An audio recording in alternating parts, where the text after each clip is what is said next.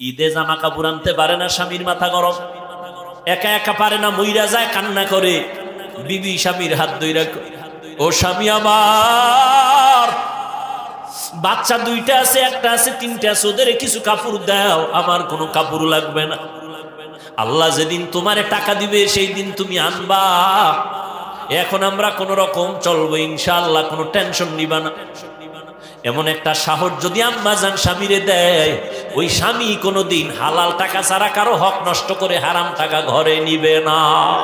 সাহাবী যুদ্ধের ময়দানে হাজির, ঘরের মধ্যে স্ত্রী আর বাচ্চা, একটা আর কেউ নাই। সাহাবী যুদ্ধের ময়দানে চলে গেলেন, যুদ্ধ শেষ করে গাজীর মর্যাদা নিয়ে বাড়ি আসলেন। আল্লাহর কুদরতি পরীক্ষা, ঘরের মধ্যে মহিলা আর মহিলার বাচ্চা ছাড়া কেউ নাই। ওই বাচ্চাটা স্বামী বাড়িতে আসার আগে, একদিন আগে মরে গেছে। স্ত্রী একটা বিছানায় শোয়াইয়া একটা চাদর দিয়া রাখছে, মনে হয় ঘুমায়। রাতে স্বামী ঘরের মধ্যে আসেন,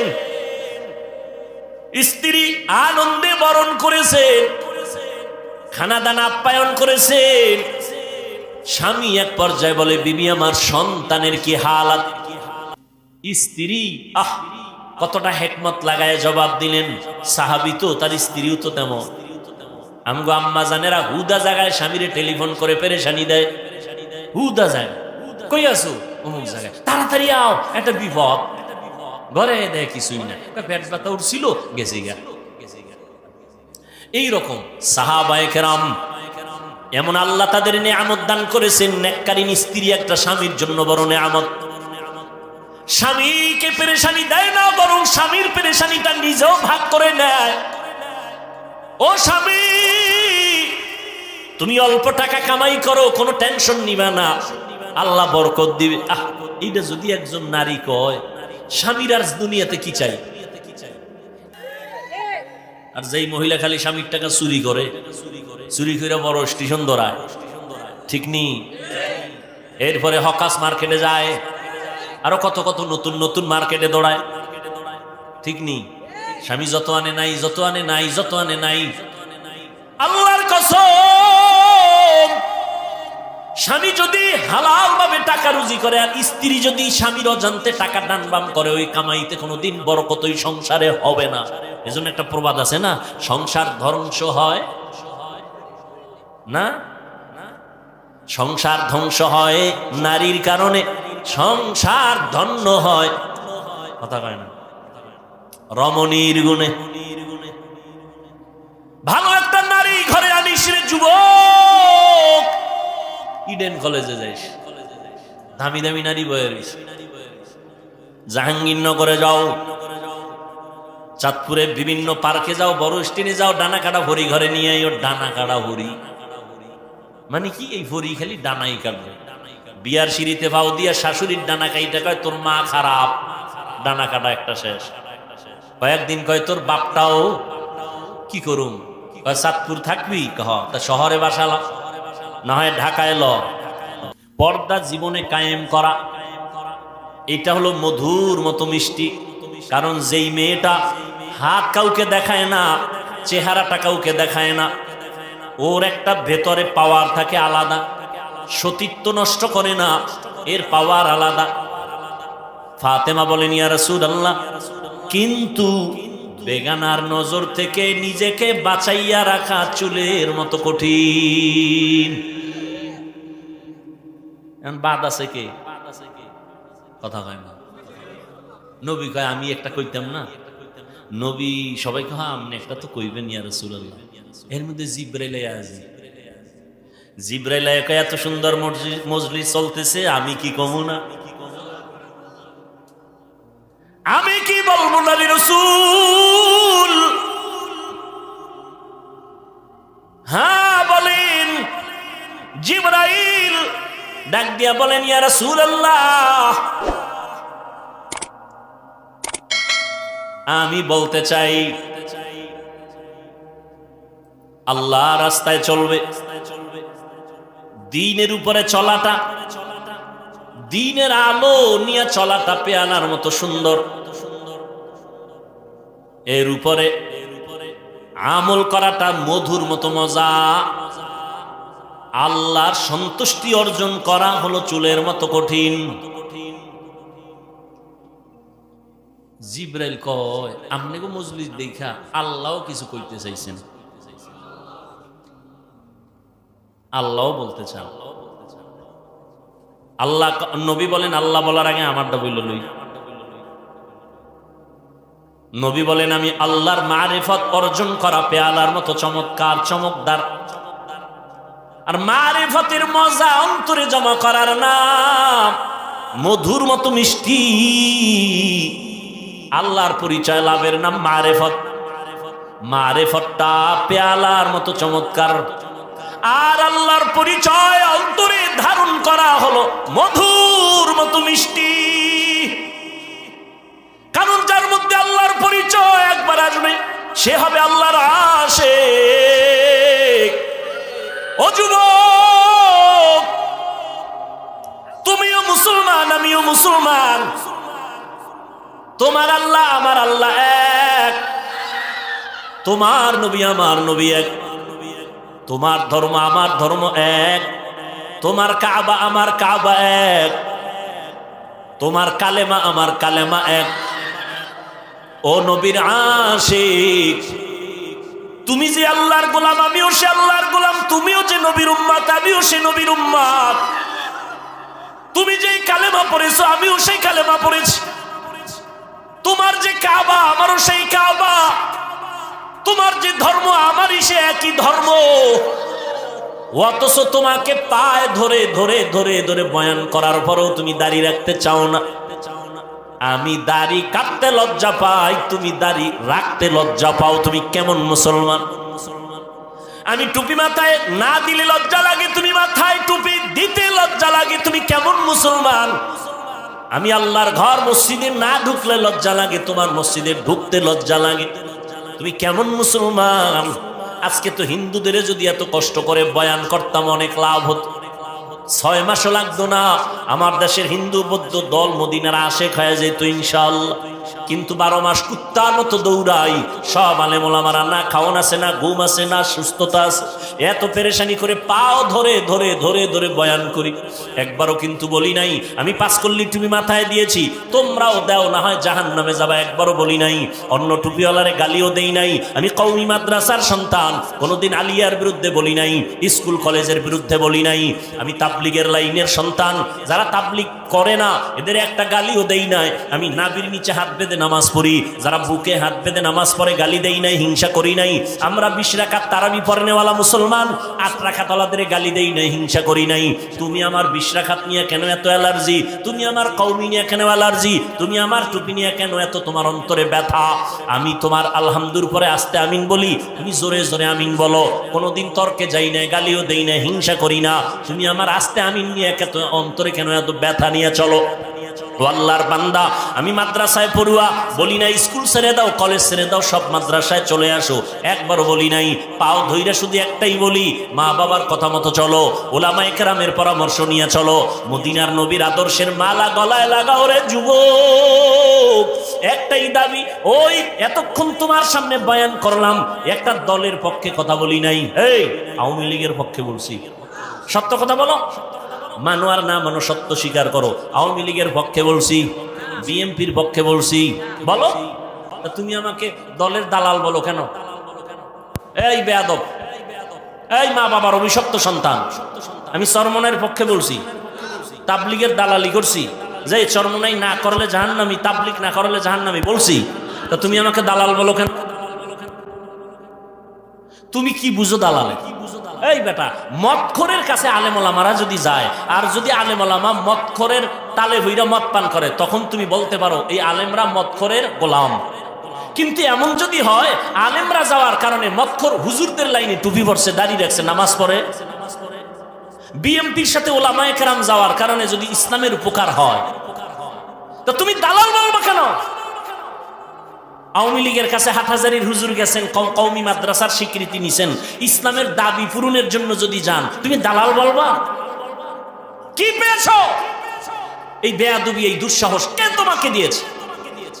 ক্লাস 5-এ পড়ে, আলিয়ায় দাখিল পড়ে, কওমি মাদ্রাসায় কাফিয়া শারহে বেকায়া পড়ে, এরকম কিছু বেয়াদব ফেসবুকে একজন বড় আলেমের নামে ফট করে লিখে দেয় দালাল।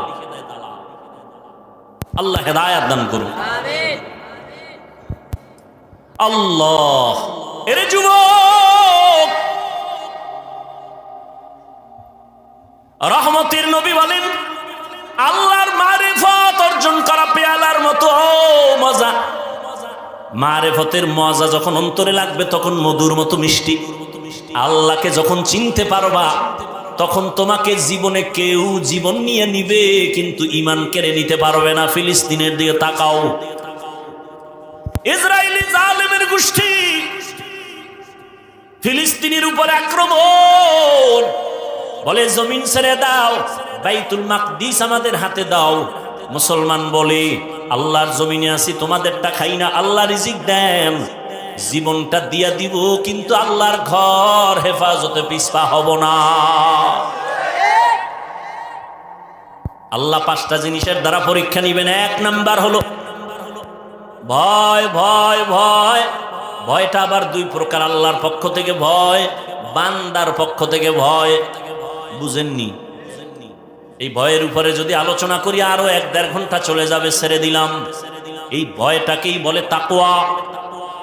قال النبي صلى الله عليه وآله وسلم اتق المحارم تكن أعبد الناس। রহমতের নবী বলেন তোমরা গুনার হারাম অবৈধ জিনিস থেকে নিজেকে বাঁচাও তো মানুষের কাছে আল্লাহর কাছে দামি হয়ে যাবে। এই ভয়ের নাম তাকওয়া। যারা ভয়টা করবে তাদের নাম মুত্তাকি। আল্লাহ পাক রব্বুল আলামিন এই ভয় অন্তরে জমা করার কথা বলছেন। অর্জন করা লাগবে, অন্য জায়গা থেকে নিজে নিজে অর্জন করা যায় না। এই তাকওয়া যাদের অন্তরে থাকবে আল্লাহ তাদেরকে দুনিয়াতে 6টা পুরস্কার দিবেন, পরকালে দিবেন 2টা। পরকালের প্রথম পুরস্কার বিনা হিসাবে জান্নাত, পরকালে দ্বিতীয় পুরস্কার হলো পর্দা ছাড়া ডাইরেক্ট আমার আল্লাহর সাথে হবে মোলাকাত। ডাইরেক্ট আল্লাহর সাথে মোলাকাত হবে। জিব্রাইলের মন্তব্যটা হয়েছে না হয় নাই? নবীরটা বাকির লোকারটা। আল্লাহ বলেন জিব্রাইল বলো, এত সুন্দর চমকদার মজলিসের মধ্যে আমি আল্লাহ একটা মত দিতে চাই। 4 খলিফা আমার নবীর কলিজা ফাতেমা, আমার রহমতের বন্ধু রহমতের নবীরে জানায় দাও জান্নাতটা কিন্তু পেয়ালার মতো চমকদার হবে, এত সুন্দর। আর জান্নাতের ভেতরের নাজ নিয়ামত হবে মধুর মতো মজা, এত মজা। জান্নাতের মধ্যে কোনো অশান্তি নাই, কোনো বাথরুম নাই। আল্লাহ তাআলা হুর দিবেন 70টা করে, এমন সুন্দর রুম আল্লাহ সাজাইছেন, মধুর মতো মজা। কিন্তু এই জান্নাত পাওয়ার জন্য যে কাজগুলো করা লাগবে, কাজ দুনিয়াতে করা চুলের মতো বড় কঠিন। হ্যাঁ, 2 নাম্বার পরীক্ষা হবে আল্লাহর পক্ষ থেকে ওয়াল জু, ক্ষুধার মাধ্যমে। ইমাম শাফিঈ রাহমাতুল্লাহ আলাইহি বলেন এখানে ক্ষুধা দ্বারা উদ্দেশ্য হলো রোজা।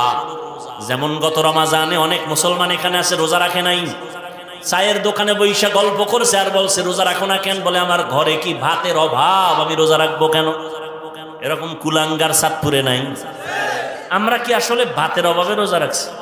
হ্যাঁ, ওরে রোজা তো হিন্দুরাও রাখে, খ্রিস্টানেরাও রোজা রাখে, ইহুদিরাও রোজা রাখে, তবে তাদের নাম আলাদা, সিস্টেম আলাদা। তাদের নাম হলো না খাওয়ার সাধনা। না খাওয়ার সাধনা হিন্দুরাও করে, বৌদ্ধরাও করে, ইহুদিরাও করে, খ্রিস্টানেরাও করে, সব ধর্মে আছে। আমাদেরটা না খাওয়ার সাধনা না, আমাদের সাধনা হলো না খাওয়ার মাধ্যমে আল্লাহ পাওয়ার সাধনা। ইয়া আইয়ুহাল্লাযীনা আমানু, ও মুমিন, কুতিবা আলাইকুমুস সিয়াম কামা কুতিবা আলাল্লাযীনা মিন ক্বাবলিকুম লাআল্লাকুম তাত্তাকুন। ক্ষুধার মাধ্যমে আল্লাহ পরীক্ষা নিবেন।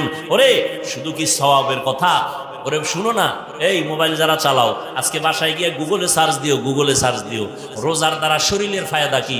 সমস্ত চিকিৎসা বিজ্ঞানীরা একমত, শরীর কন্ট্রোলিং পাওয়ার যা আছে, আল্লাহর কুদরতি কিছু পাওয়ার, এর মধ্যে একটা পাওয়ার শরীরের ব্যালেন্স ঠিক রাখার জন্য আল্লাহর পক্ষ থেকে অপরিহার্য একটা আইন হলো রোজা। শরীর সুস্থ থাকার একটা অপরিহার্য আইন, একটা নিয়ম, একটা ঔষধ রোজা। কপাল পরারা রোজারে বানাইছে রোগের কারণ, তার রোজা রাখলে গ্যাস বাড়ে, রোগ বাড়ে, অথচ আল্লাহ পাকেই রোজা দিছেন রোগের ঔষধ, আর হে ঔষধের বানাইছে রোগ।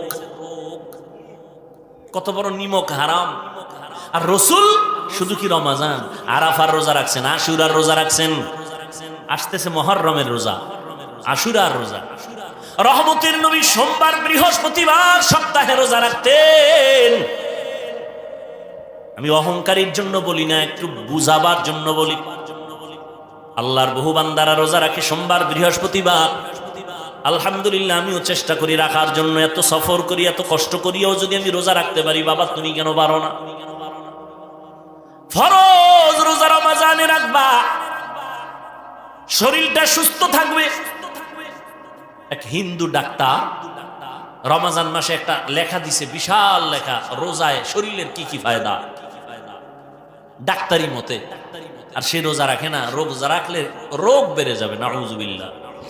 হুদার মাধ্যমে পরীক্ষা, এ বিষয়ে আর কদি আগাইলাম না। 3 নাম্বার পরীক্ষা হবে মালের কোরবানি। ইমাম শাফিঈ রাহমাতুল্লাহ আলাইহি বলেন, এখানে মালের কোরবানি দেওয়ার উদ্দেশ্য হলো যাকাত।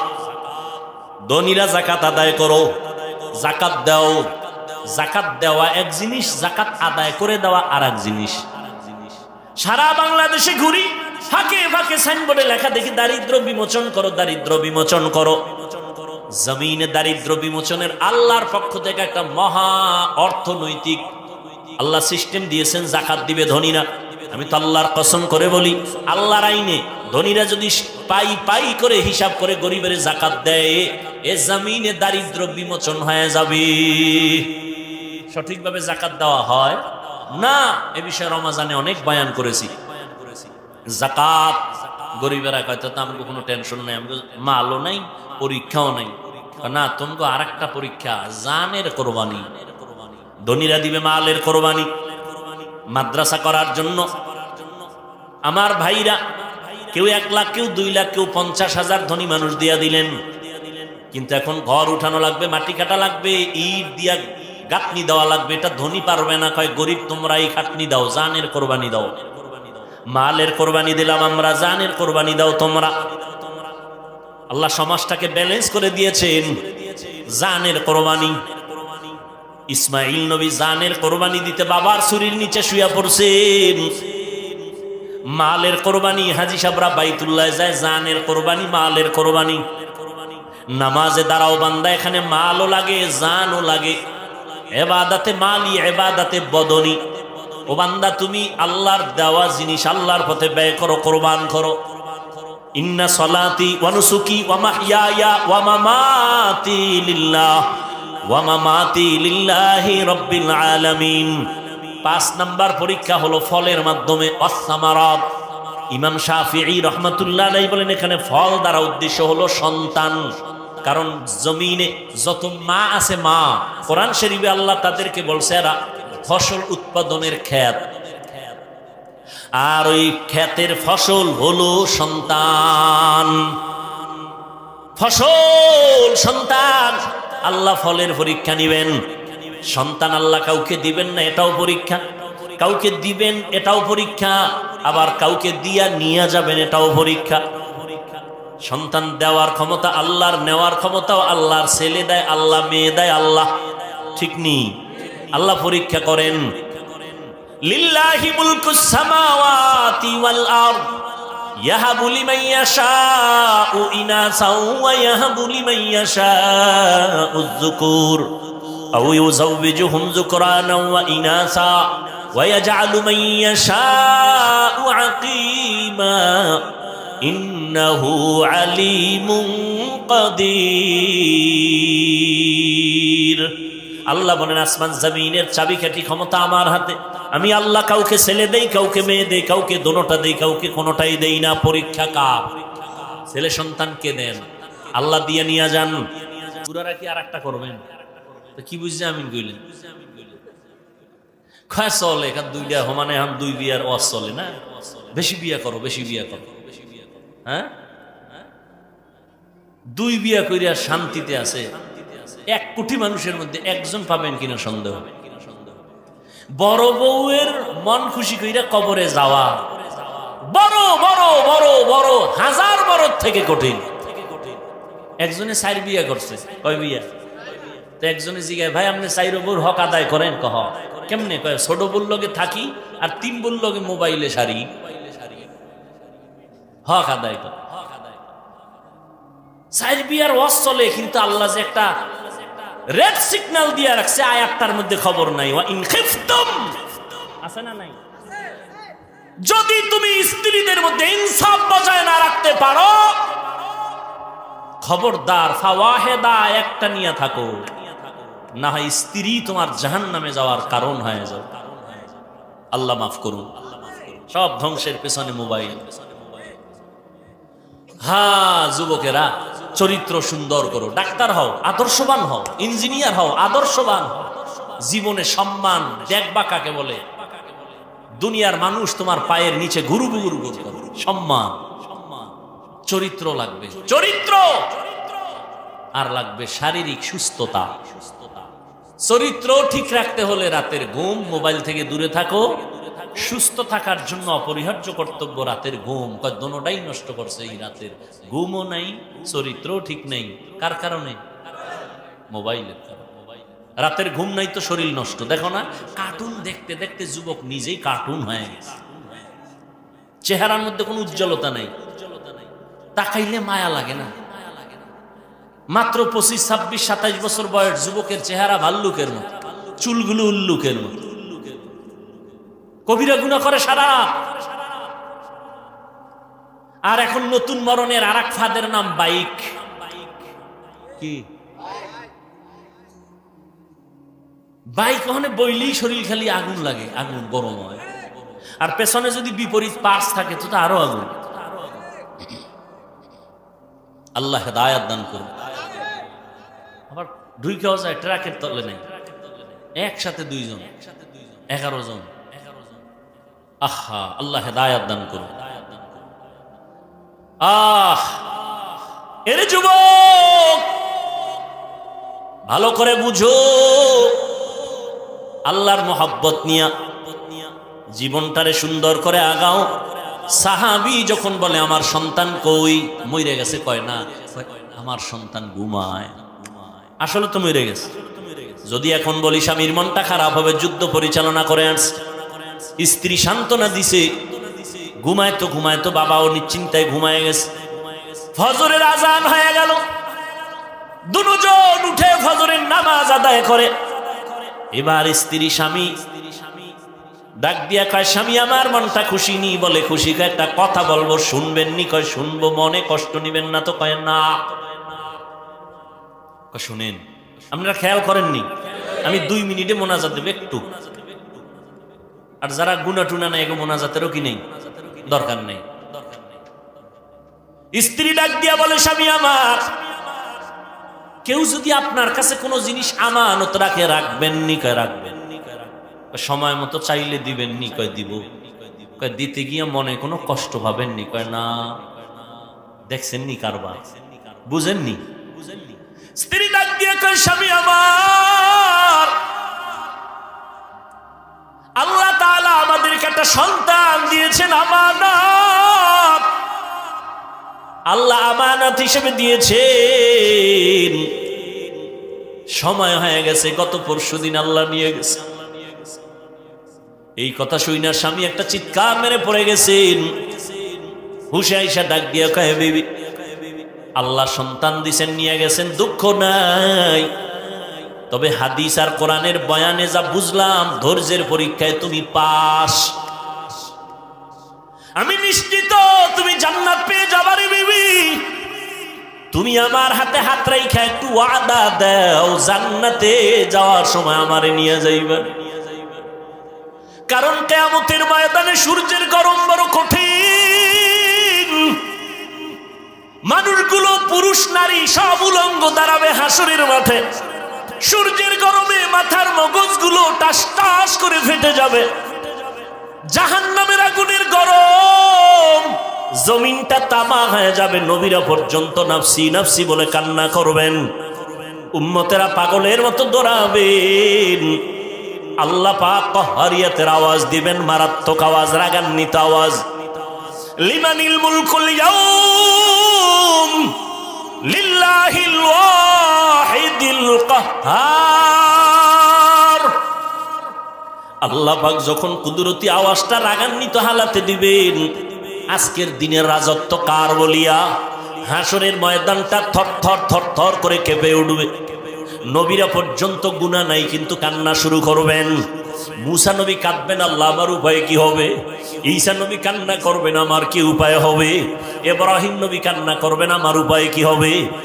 আদম নবী কান্না করবেন, আমার কি উপায় হবে? নূহ নবী কান্না করবেন, আমার কি উপায় হবে?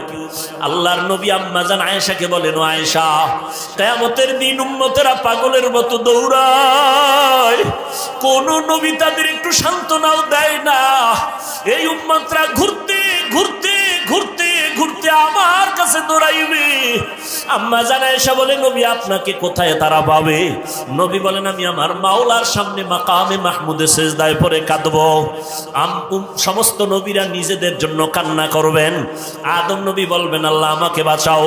মুসা নবী নিজের চিন্তায় কাঁদবেন। ঈসা নবী নিজের চিন্তায় কান্না করবেন। আমি মুহাম্মদ আল্লাহর দরবারে কান্না করে একবারও বলবো না, আল্লাহ আমারে বাঁচাও। একবারও আমি বলবো না। আমি আল্লাহর কাছে কদমে পড়ে কাঁদবো আর বলবো, আল্লাহ আমার উম্মতের বাঁচাও, আমার উম্মতের বাঁচাও। আমার একটা উম্মত যেন জাহান্নামে না যায়। ওই জাহান্নামে যদি ধরিয়া ফেলায় আমার উম্মত, আমি জান্নাতে যাব না। যেই উম্মতের জন্য আমি মুহাম্মদ দান দান শহীদ পর্যন্ত করে ফেললাম, যেই উম্মতের জন্য আমি ঘুমাইতে পারি নাই, যেই উম্মতের জন্য পেটে পাথর বেঁধেছি, ওই উম্মতের জন্য নবী কান্না করবেন। আল্লাহ বলবেন, নবী আপনি কাঁদবেন না, মাথা উঁচু করে আপনার উম্মতগুলো বাছাই করে করে জান্নাতের দিকে নিয়ে আগাইতে থাকেন। আমি আমার উম্মতগুলো ধরে ধরে জান্নাতের দিকে নিয়ে যাব। আম্মা জান আয়েশা রাদিয়াল্লাহু আনহা বলেন, নবী কোটি কোটি কোটি কোটি হাজার কোটি মানুষের ভিতর আপনার উম্মত চিনবেন কি করে? মুসা নবীর উম্মতেরাও থাকবে, ঈসা নবীর উম্মতেরাও থাকবে, আদম নবীর উম্মতেরাও থাকবে। আমার নবী বলেন, ও আয়েশা, আমার উম্মত যারা খাঁটি উম্মত, 5 বেলার ওযু বানাইয়া নামাজ আদায় করেছে, কিয়ামতের দিন নামাজের ওযুর অংশগুলো নূরের আলোতে ঝলমল করা শুরু করবে। আমি নবী দেখে দেখে তাদের জান্নাতের পথে নিয়ে যাব। ও নবীর আশিকের দল, ও বেনামাজির দল, ওই দিন যদি আমার নবীর বাসায় পাপ করিয়া যাও, নবী যদি তোমাকে বলে তুমি আমার উম্মত না, নামাজ পড়ো নাই, ওই দিন কিন্তু বিপরীত লাইনে তোমার হাতে হ্যান্ডকাপ লাগিয়া যাবে। আল্লাহ অর্ডার করবে, ফেরেশতা এই গুনাহগার বেনামাজির হাতে জাহান্নামের হ্যান্ডকাপ লাগাও, জাহান্নামের দিকে টেনে টেনে নিয়ে যাও। জাহান্নামের আগুন শরীরে লাগবে, কলিজা পর্যন্ত ভুনা হয়ে যাবে। ও যুবক, স্কুলে পড়ো, কলেজে পড়ো, চাকরি করো, ব্যবসা করো, কোনো বাধা নাই। আল্লাহকে পাওয়ার জন্য আলেম হওয়া শর্ত না, মাদ্রাসায় পড়া শর্ত না। অন্তরকে গুনাহমুক্ত করে দাও। মা বাবার দোয়া নিয়ে চলো, উলামায়ে কেরামের পরামর্শ নিয়ে নবীর তরিকা সুন্নাত অনুযায়ী চলো। জীবনের জবান দিয়া কাউকে কষ্ট দিও না, মা বাবারে কষ্ট দিও না। তোমার ব্যবহার দিয়া মুরব্বী উলামায়ে কেরামের কষ্ট দিও না। নবীর তরিকা মানিয়া চলো। তোমার মতো কত যুবক জীবনে মাদ্রাসায় পড়ে নাই, স্কুল কলেজে জেনারেল লাইনে থাকি রাস্তায় গাড়ি চালায়, নামাজ পড়ে, তুমি কেন পারবা না রে বাবা? তোমার মতো যুবক তাকায় দেখো, দোকানদারি করে, ব্যবসা করে, চাকরি করে, নামাজ ছাড়ে না, তুমি কেন পারবা না? ও বাবারা, বুড়ারা, আপনাদের মতো কত বুড়া মুরব্বীরা মসজিদে গিয়া 5 বেলার নামাজ পড়ে, আপনারা কেন পারবেন না? ও পর্দার আড়ালের আম্মা জান বোনেরা, আপনাদের মতো কত মা, কত বোনেরা মোবাইলে সময় নষ্ট করে না, স্বামীর মাল নষ্ট করে না, 5 ওয়াক্ত নামাজ পড়ে, স্বামীর মাল হেফাজত করে, নামাজ পড়ে, কান্না করে, সন্তানগুলো তোকে আদর্শওয়ালা বানানোর জন্য চেষ্টা করে। ও বাবারা, যুবকরা তওবা করে নাও। জীবনে তো কম নামাজ ছাড়ো নাই, বেপরদায় কম চলো নাই, মনের চাহিদা পূরণে গুনাহ কম করো নাই। আজকে থেকে আল্লাহকে মনে মনে ডাকো আর বলো, হে মালিক, জীবনে তো বহু অন্যায় করেছি, আমার অন্যায়ের খবর মা বাবা আত্মীয় স্বজন কেউ জানে না। আজকে থেকে তওবা করে নিলাম, মরিয়া গেলে যাব, হায়াতের মালিক তুমি, ইজ্জতের মালিক তুমি। আর নামাজ ছাড়বো না, দাড়ি কাটবো না, বেপরদায় চলবো না, মা বাবারে কষ্ট দিব না, নবীজির তরিকা সুন্নাত মানিয়ানো, ওলামায়ে কেরামের পরামর্শ নিয়ে চলবো। তওবা করার যদি অন্তর তৈরি হয়, মুনাফিকি না থাকে, তওবার খাঁটি নিয়ত যদি থাকে, দুটো হাত আমার আল্লাহ। দর্শক, ধৈর্য সহকারে বয়ানটা শেষ পর্যন্ত দেখার জন্য আপনাকে অসংখ্য ধন্যবাদ। এই বয়ান থেকে আপনি কি শিখলেন আমাদেরকে কমেন্টে জানাবেন এবং ভিডিওটি বেশি বেশি করে শেয়ার করে অন্যদের মাঝে ছড়িয়ে দিবেন।